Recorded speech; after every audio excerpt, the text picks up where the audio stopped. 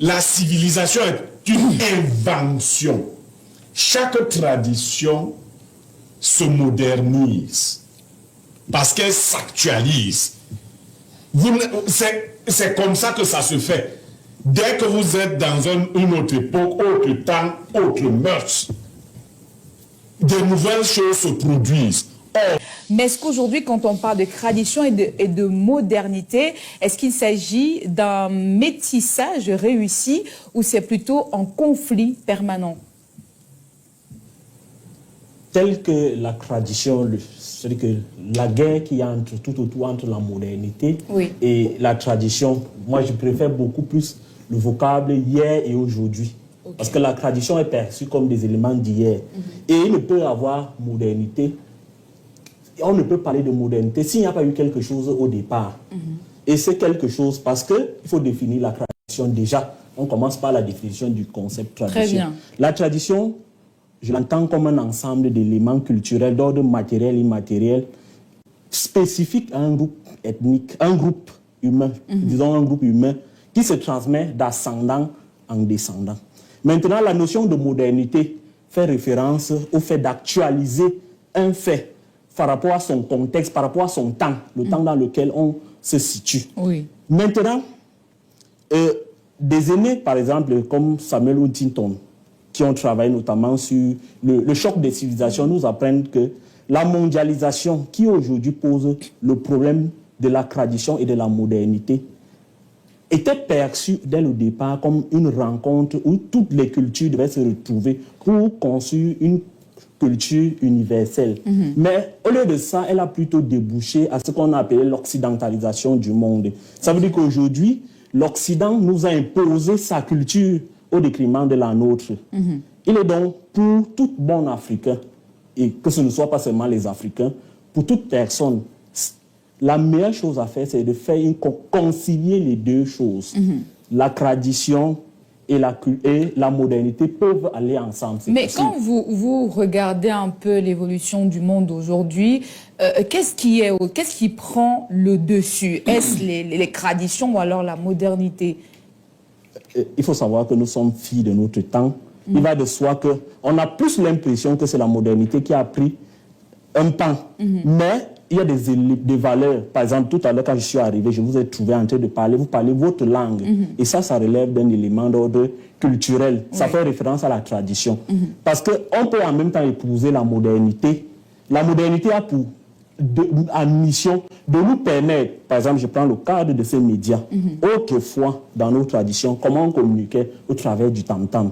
Il va de soi que si vous êtes ici, on ne peut pas vous écouter en mangué, n'est-ce pas? Avec la nuisance dont... On peut nous écouter parce que les téléspectateurs sont en direct en ce moment. Non, je dis, si on prend le tam-tam avec le bruit qu'il y a et autres, aujourd'hui, il y a les médias. C'est facile de véhiculer un message. Vous voyez, c'est à nous de trouver le bon compromis. Faire un compromis entre ce qui est ancien. Parce qu'il faut aussi préciser quelque chose. Tout ce qui est dans nos traditions n'est pas forcément, il n'y a pas forcément des éléments positifs. Vous comprenez? Je vous prends par exemple, dans une ère géographique, il y a un phénomène qui, aujourd'hui, l'État camerounais combat, le phénomène d'incision. Et lorsque on incise les femmes, lorsque vous allez à la rencontre des défenseurs de la thèse de l'incision et de ceux qui sont contre cela, les défenseurs vous diront, par exemple, ils ont un prétexte que non, ça permet de lutter contre l'infidélité ou ceci ou cela. Mais aujourd'hui, il y a plusieurs leviers où le conjoint, c'est-à-dire que l'époux ou l'épouse peut amener son partenaire à ne pas être infidèle. Vous voyez? Donc, il y a ce genre d'éléments qu'il faut extirper de nos traditions. Mais il faut les préserver parce que nos traditions font notre identité. Si nous nous détachons totalement de nos traditions, nous devenons des personnes vides, sans âme. Donc, c'est à nous de trouver le bon compromis. Oui, d'accord. Et... Je souhaite que vous m'interrogiez à la suite de ce monsieur. Allez-y. Non, interrogez-moi à la suite de ce monsieur. Mais vous avez levé un doigt, forcément vous voulez rebondir. Oui, il a dit des choses fort intéressantes. Pourquoi je veux parler à sa suite, c'est que malheureusement, la conclusion n'est pas collée aux prémices. C'est ça le problème. Tradition est-ce qu'il y a des traditions en Occident? Si. Oui. Voilà. Si. Et vous avez évoqué quelque chose sur lequel il fallait insister. Il y a eu un problème, effectivement, votre thématique, c'est ça le problème. On croit que la culture occidentale, c'est ça la modernité, et la culture africaine est la tradition. Tant que vous n'avez pas relevé, c'est ça la problématique. C'est ça, il y a quelque chose là. Et les Africains croient que ce que leurs ancêtres ont fait doit toujours être fait de tout temps. Non. Il faut actualiser. Ce n'est pas, le contraire n'est pas la culture occidentale, non. Il y a un concept que les Occidentaux ont ajouté entre les deux, tradition et modernité. Ils ont inventé un concept qu'on appelle la civilisation. Tout à fait. Vous comprenez? La civilisation est une invention. Chaque tradition se modernise parce qu'elle s'actualise. C'est comme ça que ça se fait. Dès que vous êtes dans une autre époque, autre temps, autre mœurs, de nouvelles choses se produisent. Or, nous, c'est pas ça. Nous quittons la modernisation de nos traditions. Il n'y a pas opposition. Tradition d'un côté, modernité, non. Mais il y a quelque chose qui a été dévoyé. Vous quittez votre culture pour une autre culture qui est présentée comme une culture supérieure. À la vôtre. Et c'est pour cela qu'il y a donc choc, en fait. Vous ne vous retrouvez pas. Vous quittez totalement votre culture. Est-ce que vous comprenez ça? Pour vous retrouver totalement par un phénomène qu'on appelle l'assimilation. Okay. Et vous vous sentez perdu. Ce n'est pas ça. On est perdu. L'Occident a une tradition. Et dans les temps nouveaux, il n'y a pas de temps moderne, il y a des temps nouveaux. Ce que vous faites dans les temps nouveaux, vous appelez ça modernité. La modernité d'aujourd'hui deviendra la tradition des gens de demain. Est-ce qu'on comprend ce que c'est? C'est ce qu'on a amassé à une époque. Héritage culturel. On transmet donc aux autres comme héritage. Ils ont le devoir, non pas de le prendre tel quel, mais de l'adapter à leur réalité, d'en extirper ce qui ne peut plus fonctionner, de créer de nouvelles façons de vivre.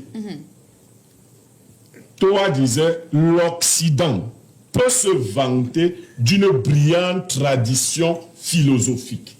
Mais l'occidental, qui a reconnu l'existence de cette tradition et qui en a même saisi le contenu, n'a pas encore commencé à philosopher.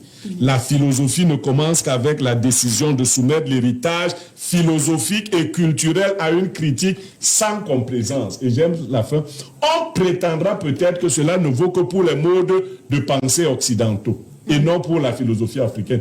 Mais si on pousse jusqu'à ce point le culte de la différence, on ne voit plus la raison de faire passer nos modes de pensée pour de la philosophie.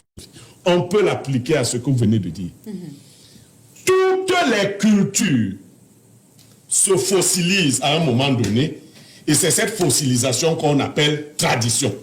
La tradition n'est pas quitter ta culture pour te retrouver dans la culture d'un autre. C'est pas ça la tradition. J'ai une question, peut-être, elle serait un peu bête parce que... Non, aucune question n'est bête parce qu'on cherche à savoir. On veut comprendre, mais au niveau des traditions africaines, si notre modernité n'est pas l'occidentalisation de nos traditions, quels sont les facteurs et les éléments qui prouvent que notre tradition africaine, elle a évolué, qu'elle a quitté, qu'elle quitte des traditions pour se transformer en autre chose. En modernité. En modernité. Ok, ce qui s'est donc passé avec vous, c'est que vous étiez en train de vivre dans votre culture. Une culture autre est venue vous rencontrer et a dit que votre culture est mauvaise. Qu'il fallait la quitter totalement. Et que ce qu'on vous apportait comme culture de l'autre, c'était ça la modernité. Ce qu'on a enseigné à nos parents il y a 60 ans est déjà la tradition là-bas. Mais nous sommes donc perdus parce qu'il était question qu'on nous assimile. la civilisation, c'est un concept qui dit qu'il y a des cultures qui sont plus raffinées que d'autres. Et donc, les cultures moins raffinées doivent se taire. On est même arrivé à nous dire que nos langues étaient des langues des sauvages. C'est pour ça qu'on appelle ça les langues vernaculaires et tout ça. On devrait abandonner ça pour parler des langues raffinées, celles qu'on nous fait parler aujourd'hui. Donc quand tu ne sais plus parler, et ils ont réussi presque, nos enfants ne savent plus parler nos langues. Ah oui. Et nos enfants parlent leur langue. Ils sont donc des gens modernes. Oui. Vous comprenez? Oui. Or, ce qu'il faut faire, parce que la manière dont les hommes produisent les modes d'existence dépend de leur nature. C'est Karl Marx qui le disait. Il faut retourner à votre nature. Vous allez vous réinventer. Quand tu es un homme de la brousse, les solutions à tes problèmes se trouvent au niveau d'un homme de la forêt, se trouvent dans la forêt. On dit que ce qui appartient à la tortue ne peut pas être sur l'arbre. Parce que la tortue ne grimpe pas. Ne grimpe pas. Très bien. Le poisson ne peut pas trouver sa part sur l'arbre. Et l'oiseau ne va pas trouver sa part dans l'eau. Est-ce qu'on saisit ça? Oui. Retournons donc chez nous et modernisons, c'est-à-dire adaptons. Nos langues doivent devenir vivantes. Elles doivent s'enrichir de nouveaux concepts. Elles doivent accepter la rencontre avec le voisinage. Elles doivent s'enrichir de nouveaux mots. Le français fait cela avec les académiciens, non? Oui. Le fait de dire que le mot s'il n'existe pas dans notre langue, c'est une bêtise. Le mot si mes parents n'ont pas pu l'inventer, parce que peut-être la réalité ne s'était pas imposée à eux. Une fois que la réalité s'impose à nous, on cherche comment créer ce mot dans notre langue. C'est comme ça que les autres langues font. Si la langue ne fait pas ça, elle meurt. Très bien. Voilà, je m'arrête d'abord. Hey, l'école est bien, l'école est bien. Bien le bonjour à toi, Claude. Fusion. Friction, c'est-à-dire conflit. Oui, justement, je vais voir ça sous 2 ans. Vous voyez, par là, après un très brillant exposé philosophique du grand frère Niemek, a un peu changé la perception et le flanc vers lequel je devais aborder ce sujet. On arrête l'émission alors. Non. C'est que je veux dire ceci. Ok. Je veux dire que nous sommes dans une confrontation.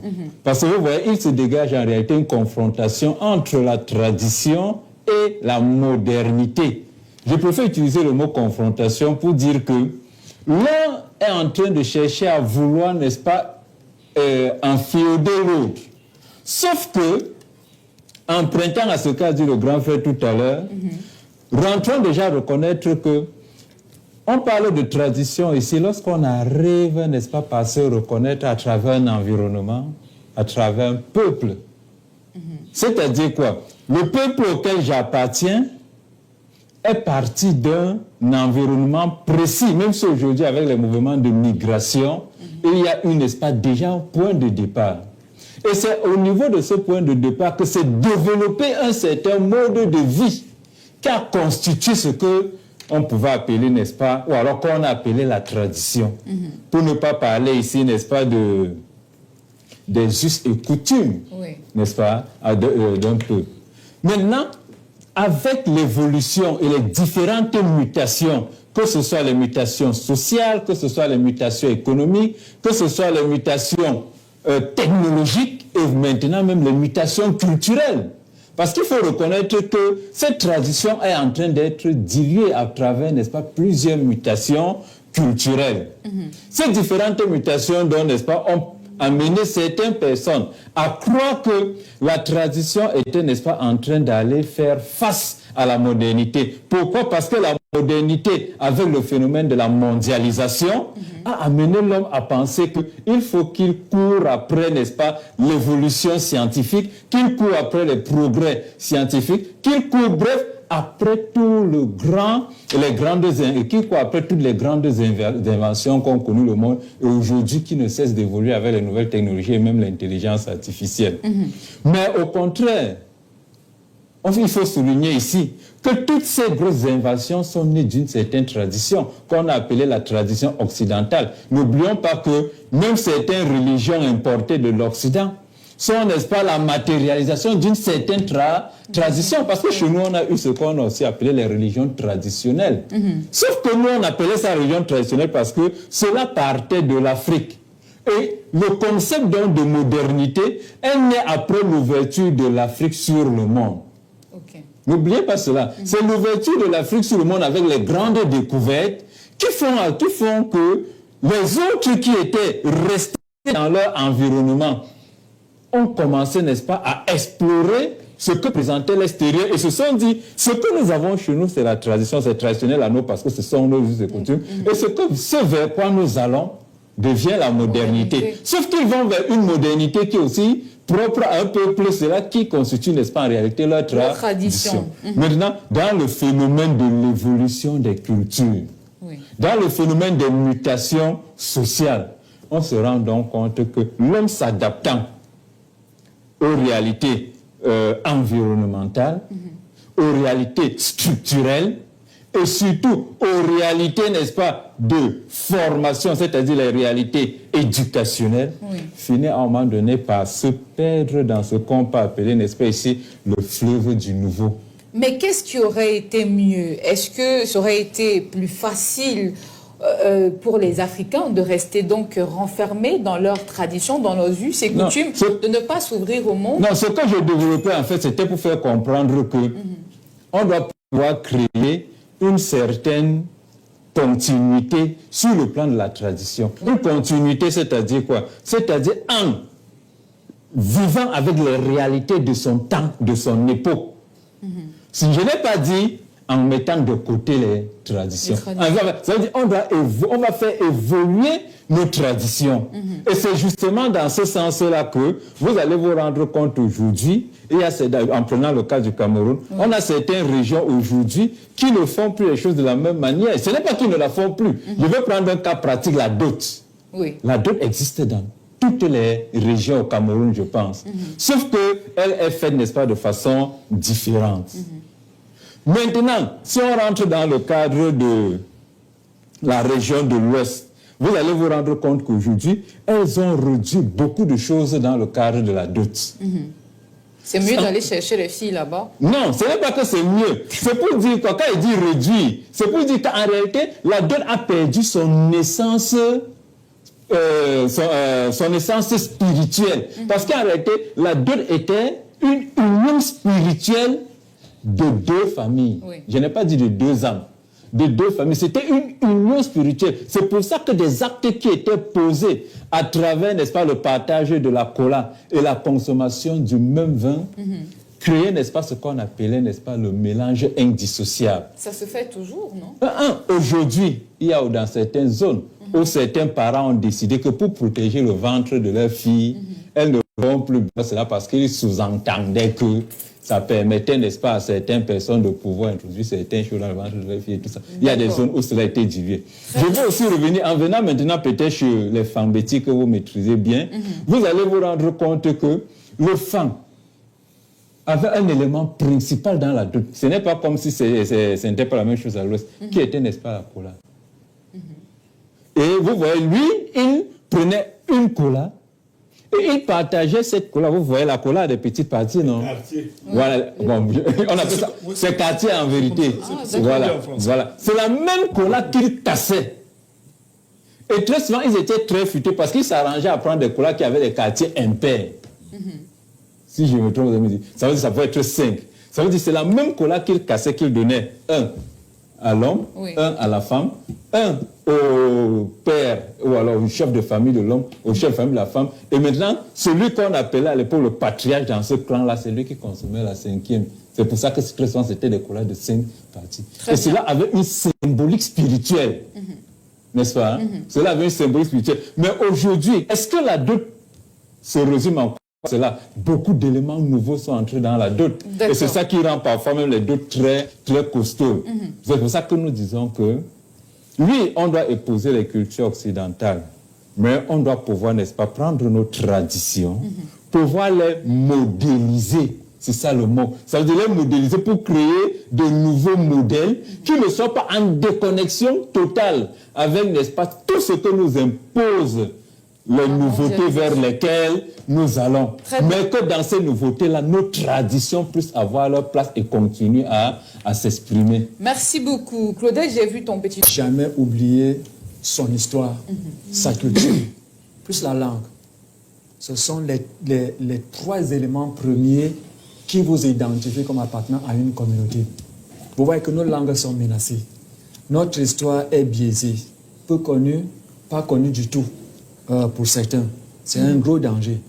La culture, elle est carrément jetée à la poubelle. Et lorsque je vois votre thématique, choisir entre ses racines et son époque. Déjà, ces racines, on ne les choisit pas. Quand vous naissez quelque part, vous appartenez à cette communauté-là. Donc, ce n'est pas un choix. L'époque également, on ne choisit pas une époque. L'époque, c'est le temps, ça vient vous trouver. Donc, ça ne demande même pas votre permission. Ce que moi, je voudrais relever, c'est que ces racines, comme on ne les choisit pas, il faut maintenant savoir qu'est-ce qui est bon dans sa culture et qu'est-ce qui n'est pas bon. On doit s'aligner, mais on doit s'aligner sagement. L'époque, est-ce qu'on peut choisir? Non plus. Mais qu'est-ce que fait le temps qui change? Il y a des choses qui arrivent auxquelles vous devez vous adapter. À mon sens, je pense qu'il faut plutôt penser à un arrimage. Il faut s'arrimer au temps. Ça veut dire se mettre en phase avec l'époque qu'on vit en choisissant ce qui est bon pour soi. Parce que autant en matière de tradition, toutes les cultures ne sont pas bonnes parce qu'il y a des éléments qui ne sont pas bons, en même temps, sur le nouveau temps ou le temps moderne, la modernité, tout ce qui arrive n'est pas également bon parce que comme les autres l'ont dit, ce qu'on trouve de moderne, généralement, c'est ce qu'on ne sait pas. C'est la culture de l'autre que nous, on n'avait jamais découvert. Et quand elle arrive à nous, on a l'impression que c'est moderne. Donc, il faut apprendre à connaître ce qui est bon pour soi et ce qui n'est pas bon. Parce que tout ce qui vient de l'Occident ou des autres civilisations, des autres cultures, n'est pas toujours bon pour nous parce que chacun est dans un environnement. Et dans votre environnement, il y a un certain nombre de choses qui sont autour de vous et avec lesquelles vous devez vivre pour rester en harmonie avec vous-même, pour avoir une vie posée et correcte. Mais dès lors que vous commencez à changer, parce que vous avez vu les autres faire telle chose, vous vous mettez d'abord en dépassage avec votre environnement, avec vous-même, et vous vous mettez en difficulté dans votre propre vie de manière automatique. Je vais prendre un exemple. Les habitudes alimentaires qui font partie de la tradition. Aujourd'hui, il y a dans certaines communautés, dans certaines familles, les enfants, les parents les ont amenés dans une direction qui n'est pas rattachée à leurs origines. Et conséquence, on a des morphologies et des pathologies qui naissent. On s'interroge pourquoi, comment ça arrive. Tout cela part des habitudes alimentaires qui font partie de la tradition, d'une culture. Donc, plus on se détache de sa culture, on s'éloigne de la réalité, on se détruit à petit feu. La tradition africaine se trouve aujourd'hui altérée. C'est une altération profonde. On a commencé par une dilution et on continue par une altération. L'altération, c'est le fait de ronger graduellement au point de vous détruire complètement. C'est un modèle qui a été pensé de manière volontaire parce qu'il faut déraciner l'Africain. Et lorsque l'Africain, à son tour, refuse d'apprendre à connaître son histoire, sa culture, il se met en danger parce que c'est comme un arbre qui veut tenir sans la moindre racine. Vous êtes sans ignorer qu'il n'existe pas d'arbre sans racine. Mais on a des racines, on n'a pas de tronc. Donc, les Africains, de manière générale, doivent retenir une chose qui est simple. Tous ceux qui tentent ou qui pensent qu'être déraciné et être quelqu'un de moderne, c'est qu'en fait, vous avez programmé vous-même votre disparition en vous gargarisant parce que vous estimez que ceux qui sont restés traditionnels sont de l'époque dépassée et que vous qui êtes des temps modernes, vous êtes la personne la mieux modernisée entre guillemets qui doit se prendre ou se mettre au-dessus des autres, mais à la longue, sinon à très court terme, vous allez vous rendre compte que vous ne serez qu'une personne en perdition qui pourrait souffrir beaucoup plus que celle dont on se moque aujourd'hui pour avoir accepté de rester traditionnaliste. Il faut également s'intéresser à un tout autre point, ça me vient très rapidement en tête là,